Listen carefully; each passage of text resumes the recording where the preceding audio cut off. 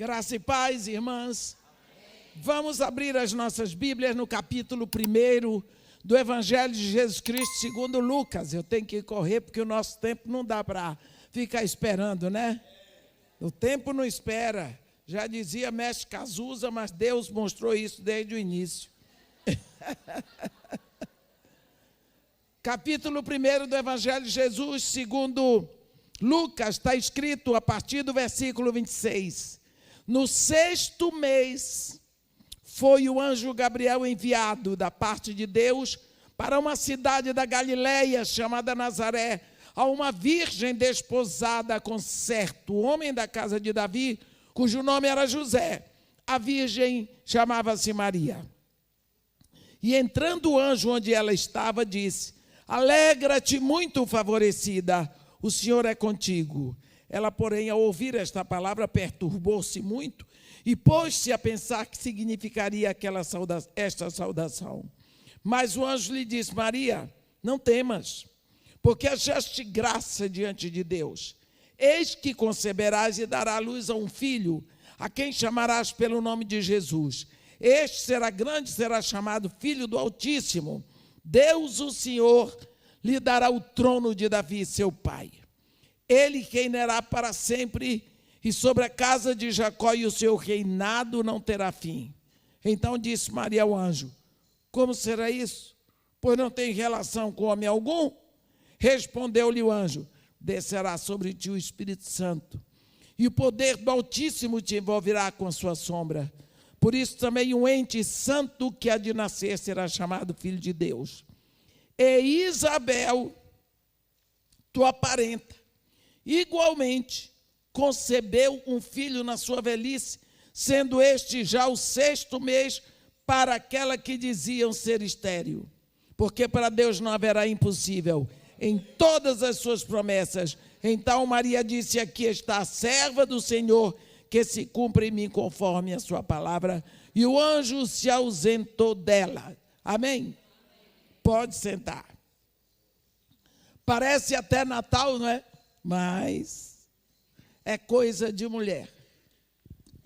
É coisa de mulher. Deus está, naquele momento, começando um momento novo no planeta Terra. Lá no início, Deus usou uma mulher.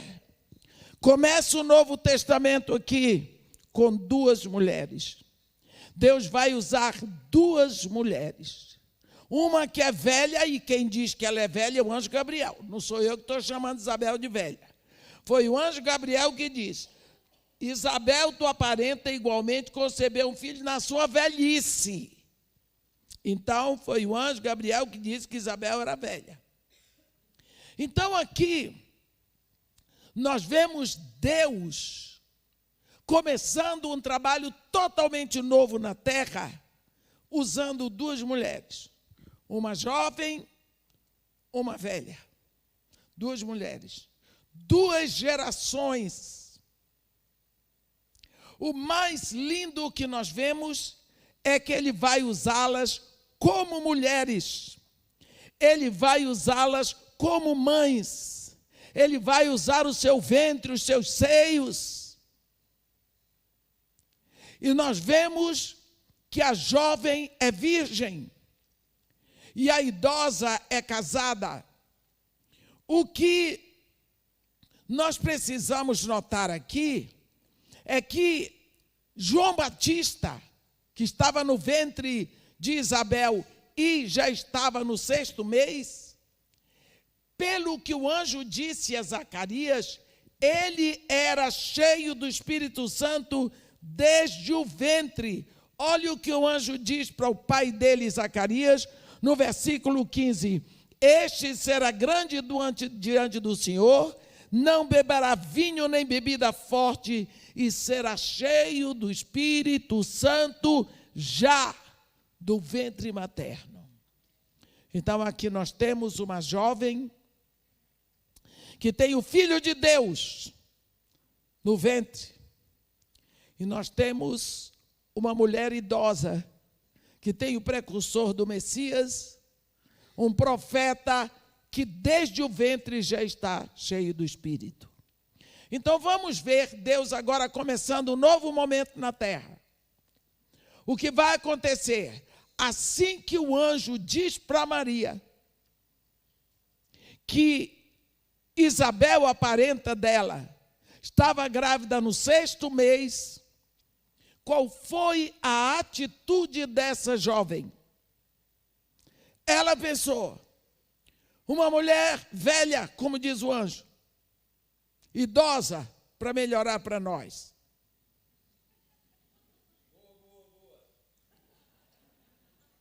Sexto mês de gravidez, nunca pariu. Lá na Judeia, não tem recursos porque o marido é sacerdote. Como será a vida de Isabel? Mas eu sou jovem, eu vou ajudar. A Bíblia diz aqui, no versículo 39, naqueles dias, dispondo-se Maria, foi apressadamente à região montanhosa, a uma cidade de Judá, entrou na casa de Zacarias e saudou Isabel. O que foi que Maria fez? Naquela época não tinha Samsonite, nem carro, nem bicicleta, nem moto. Ela arrumou a trouxa dela para melhorar, uma mochila, botou roupa, botou o que ela tinha e botou o pé na estrada para subir da Galileia para a Judeia. Não é fácil, não. Ela subiu. Eu vou dizer para vocês, todas as vezes que eu estou em Israel, a gente entra pela Galileia e sobe para a Judeia, eu passo naquela estrada lembrando daquela moça. Uma moça que tinha literalmente o rei na barriga. Ela sobe e ela vai com o intuito, eu vou ajudar uma mais velha. O anjo não disse para Maria quem é que estava no ventre de Isabel. Simplesmente disse que ela estava grávida. Maria foi ajudar. Quando ela entra na casa de Zacarias, que ela saúda Isabel, a Bíblia diz que Isabel ficou possuída do Espírito Santo. Gente, que encontro. 2 gerações, mulheres de 2 gerações, como Deus está começando o Novo Testamento. E ela exclama, bendita és tu entre as mulheres e bendito é o fruto do teu ventre. De onde me provém que me venha visitar a mãe do meu Senhor? Pois logo que chegou aos meus ouvidos a voz da tua saudação, a criança dentro em mim saltou de alegria. Bem-aventurada a que creu, porque serão cumpridas as palavras que lhe foram ditas da parte do Senhor. Eu fico pensando nesse encontro, 2 ventres, 2 mulheres grávidas. Quem estava em cada ventre? Em uma, João Batista, cheio do Espírito, em outro, próprio Deus encarnado. E essas 2 mulheres e o Espírito Santo ali se movendo.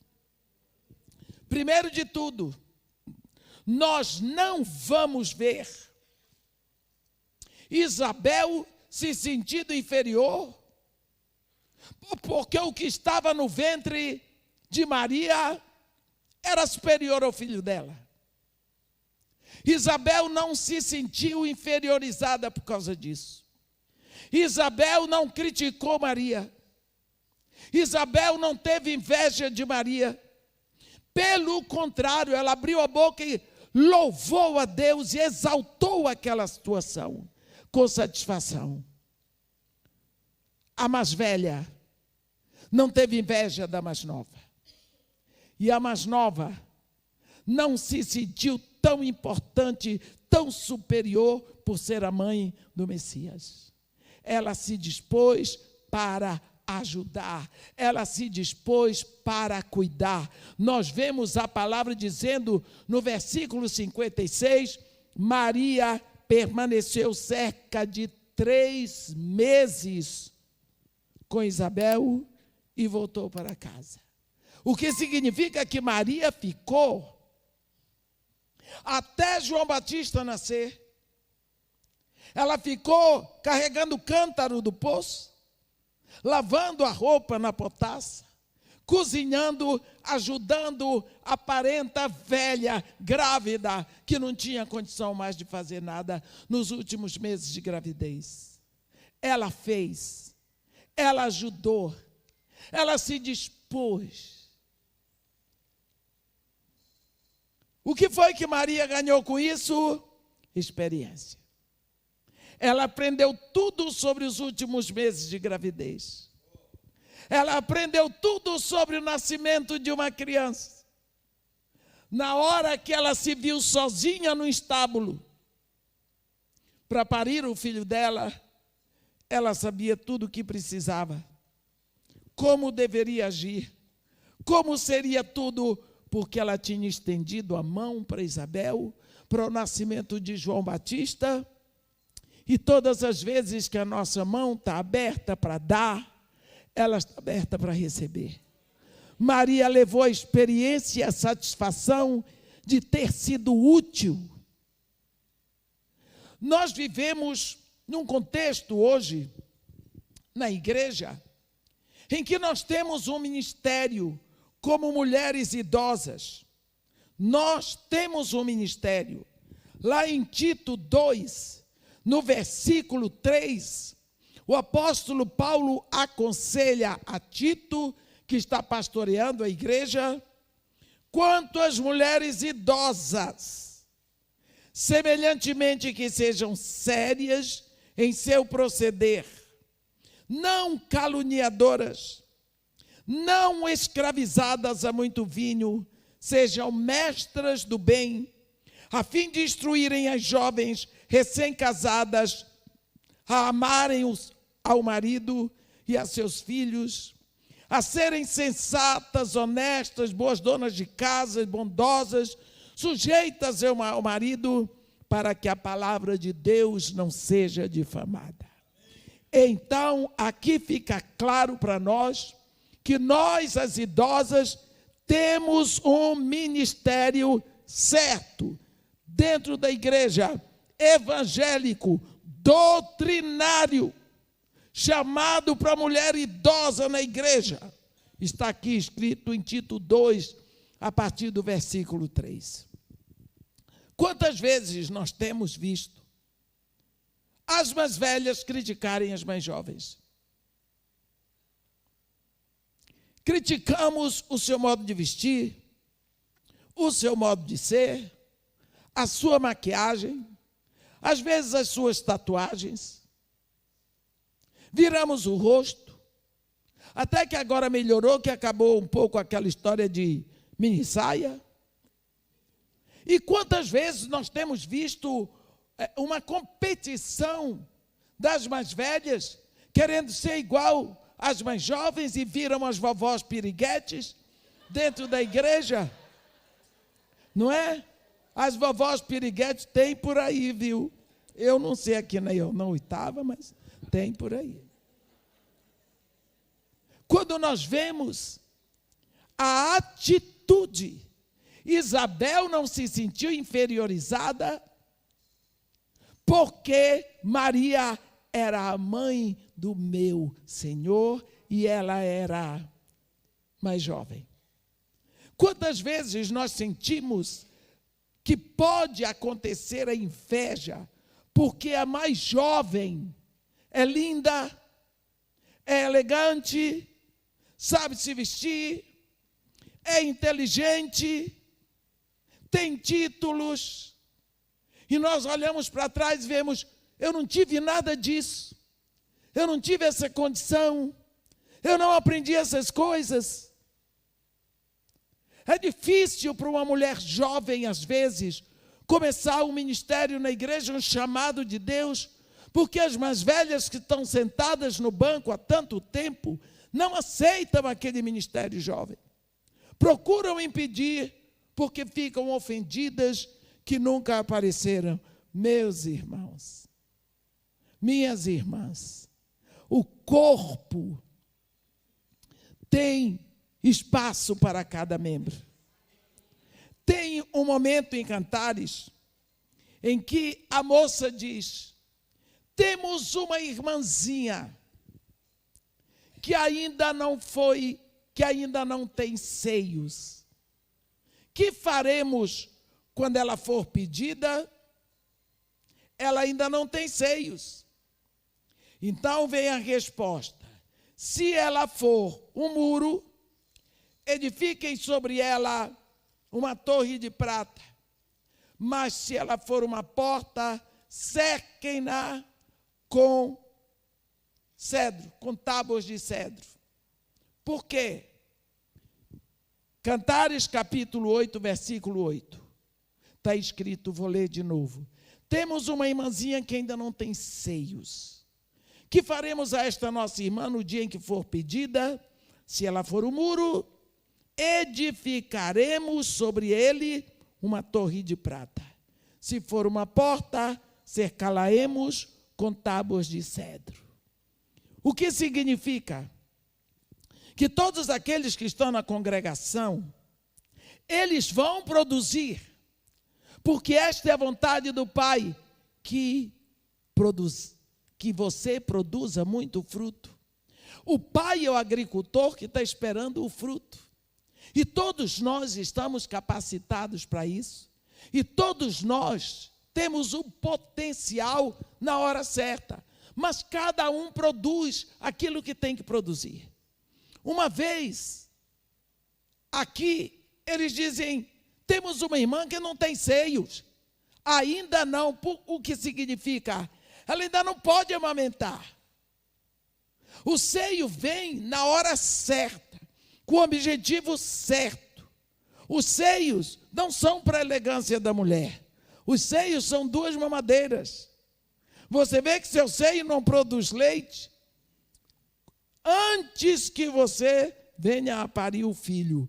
O seu seio começa a produzir o leite na hora que você pare. Parece que o seio está dizendo, ei, nós somos 2 mamadeiras, prontinhas, balanceadas para o seu bebê. Temperatura certa nós oferecemos para o seu filho. Se ainda não tem seios, não pode amamentar, não pode alimentar. Paulo diz isso de outra forma, para não impor as mãos sobre os neófitos. Aqueles que ainda não têm amadurecimento suficiente para liderar.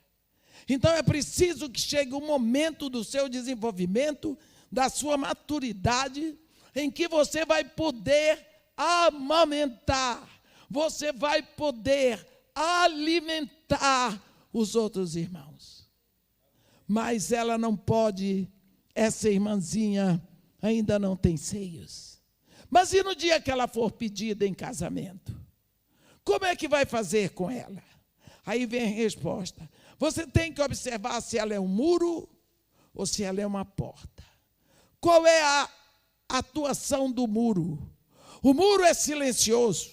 Muro não faz barulho. Muro é estático. Muro é presente. Muro está sempre lá. Ninguém olha para o muro, mas se você andar na direção dele, bate a cabeça nele.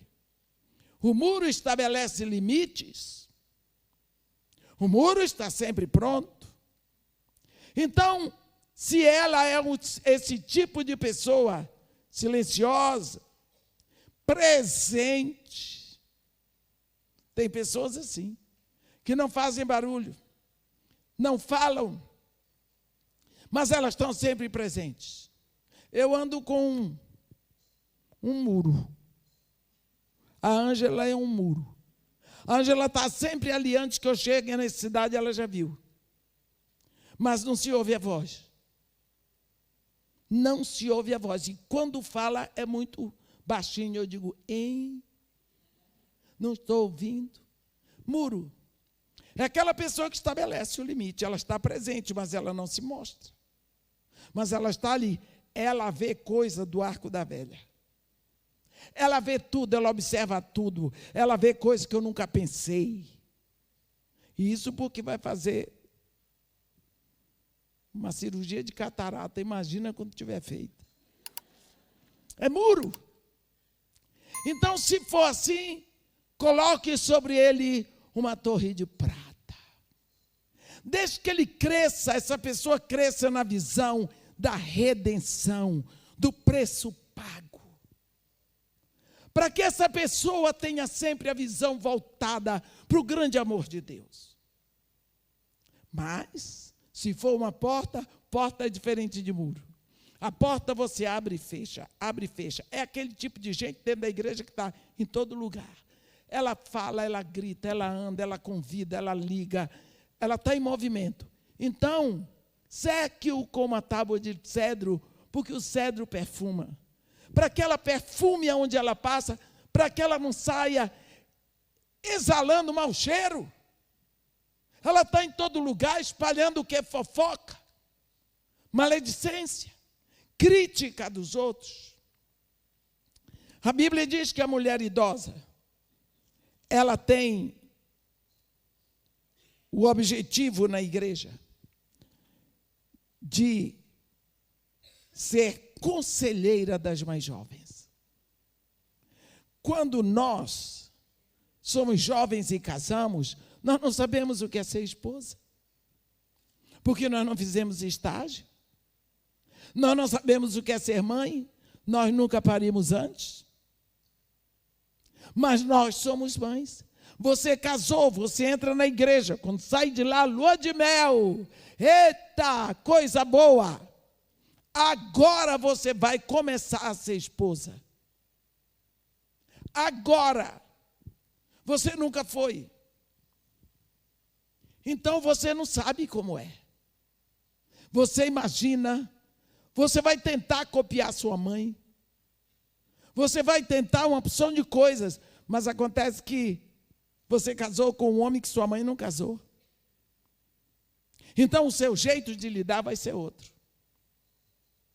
E aí vai ficar difícil. E quantas vezes nós na igrejas mais velhas, nós não chegamos para uma moça mais jovem, irmã nossa, como é que está você? E os filhotes? E o marido? Como é que você está fazendo? Você tem surpreendido ele com uma coisa diferente? Uma toalha de mesa bonita, sem ele esperar? Uma cama com uma roupa nova bonita? Você tem comprado alguma coisa para ele? O que é que você tem dito para ele? Você tem falado coisas boas? Você tem dito para ele como é bom ser esposa dele? Você tem orado com ele em voz alta? Ele precisa de elogios, ele precisa ser valorizado, ele precisa ouvir palavras suas que o confortem, ele precisa saber que ele faz diferença na sua vida, ele precisa saber que você olha para o futuro, segurando na mão dele, ele precisa saber que ele é precioso, ele precisa ouvir de você, porque a comunhão positiva, ela gera uma resposta positiva. Deixa ele saber o quanto ele é precioso aos seus olhos. Quem sabe ele está ouvindo isso lá na rua. Não é? Então, nós, as idosas, temos que ensinar isso e buscar e aconselhar as mais jovens. Eu trabalho, meu marido trabalha, a gente pega a comida na rua. Você não tem feito uma comidinha que ele gosta? Aquele bolinho que ele gosta de comer? Aquele tipo de comida, faça uma surpresa para ele, vá para a cozinha e faça, para ele comer da sua mão. Homem gosta disso. Homem gosta de saber que ele é o Rei Leão.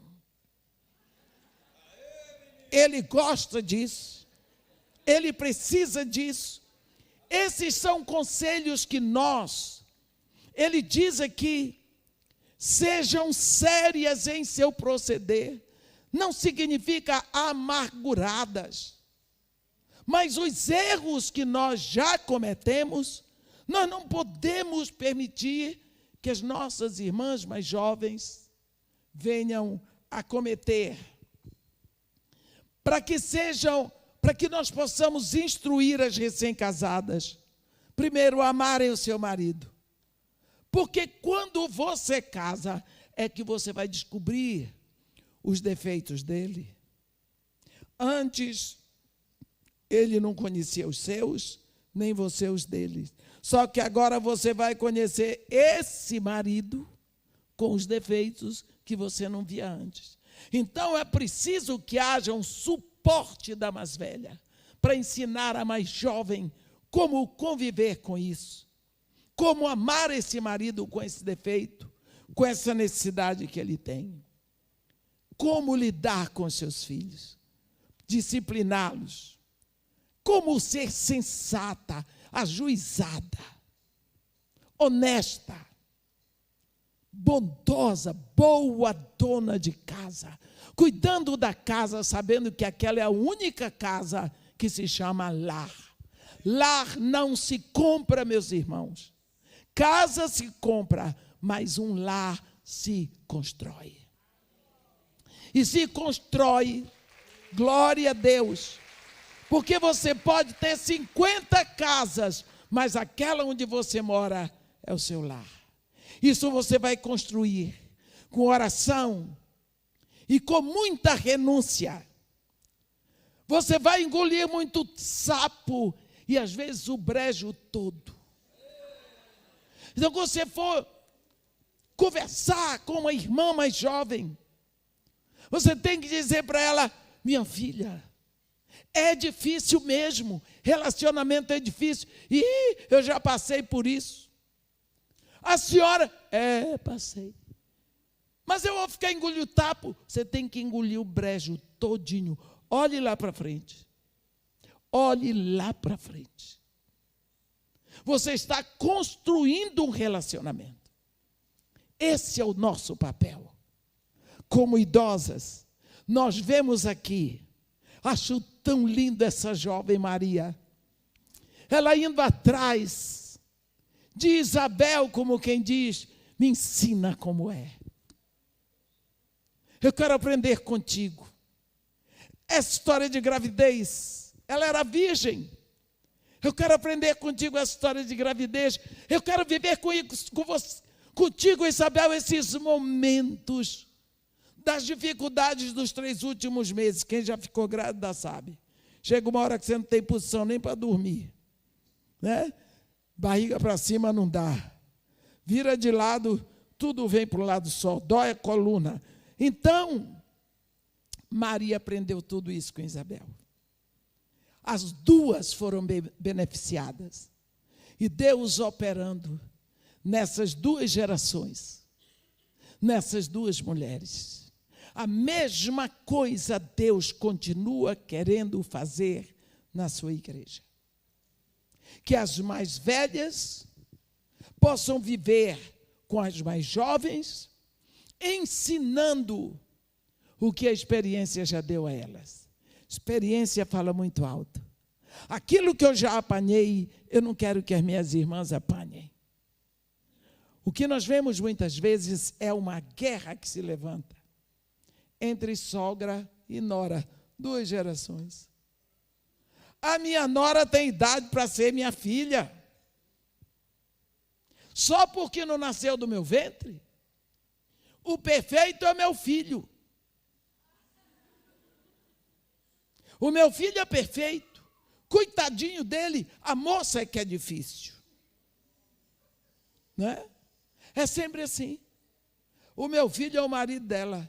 Eu tenho que pensar no meu filho como o marido e não como o meu filho. Só que tem uma coisa, eu quero que ele seja feliz. Ele ama aquela mulher. Se ela não for feliz, ele não será. Então eu entro com tudo para ajudá-la a ser feliz. Porque se ela for feliz, o meu filho vai ser. Então eu vou indiretamente trabalhando pelo meu filho. E eu vou fazendo o melhor que eu puder. Por quê? Ela é mais jovem. Ela vai cometer os erros que eu já cometi. Porque ela é casada com um homem pecador, jovem, que que também não sabe como ser pai, como ser marido. Mas eu tenho que agradecer a Deus pela vida dela. É ela que o afaga. É ela que dá a ele o prazer. É ela que se deita com ele. Ele precisa disso.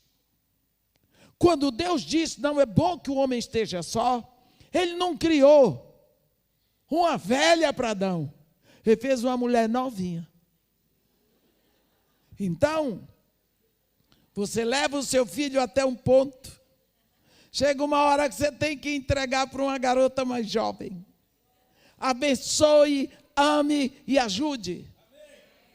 Sem criticá-la, ajudando. Seja uma facilitadora para suas irmãs mais jovens. Seja uma Isabel na vida de Maria. E que as mais jovens sejam Marias na vida de Isabel. Porque também as mais jovens, não é? Elas têm que ter padrão para lidar com as mais velhas, sem desprezá-las, sem criticá-las, sem fazer muxoxo, porque tem umas que estão passando por dificuldade, apesar da experiência. Experiência é algo que nós não podemos desprezar. Você vê que o trono de Deus está cercado por 24 tronos de anciãos. Viu? Eu gosto disso. Depois que eu fiquei velha, eu gosto desse texto, e Eclesiastes 12 eu não prego mais. Não me chame para pregar Eclesiastes 2, que dá depressão. Mas eu gosto. Deus tem um conselho, Deus é cercado de um conselho de anciãos. Ei, coisa boa. Ei, que sabem tirar as suas coroas e se curvar. Não é por um conselho de jovens. Portanto, minhas irmãs, saibam que Deus está pronto a fazer um trabalho na igreja de hoje, com as duas gerações, dentro da sua igreja. As mais jovens e as mais idosas. As mais idosas chegando com a sua experiência. Olha Isabel, a mulher sábia. Ela, quando soube que estava grávida, a Bíblia diz que ela guardou segredo. Passados esses dias, Isabel, sua mulher, concebeu e ocultou-se por 5 meses. Ocultou-se. Quem sabe ela ficou, como eu vou explicar para os outros? Eu, nessa idade, uma velha grávida. Ela não avisou para ninguém. Não disse. O anjo foi lá e abriu o bico para Maria. O anjo Gabriel arrebentou. Disse logo, ela é velha, mas está grávida. Para que o anjo disse?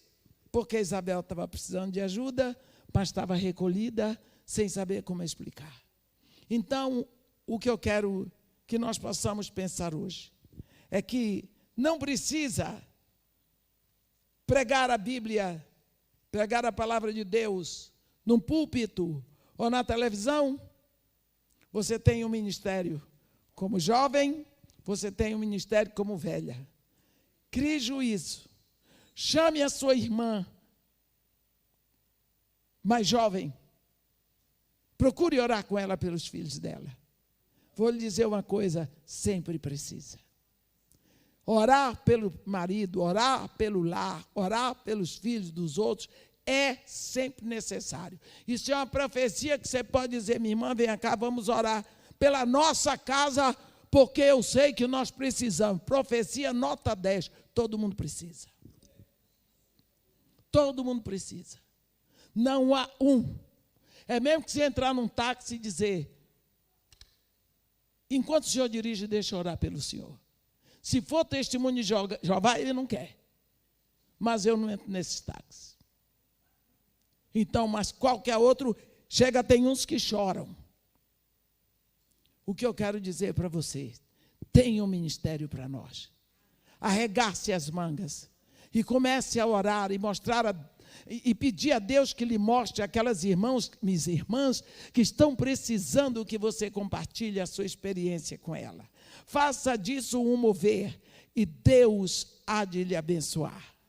Que Deus nos abençoe e nos guarde, que faça resplandecer seu rosto sobre nós e tenha misericórdia de todos nós. Amém.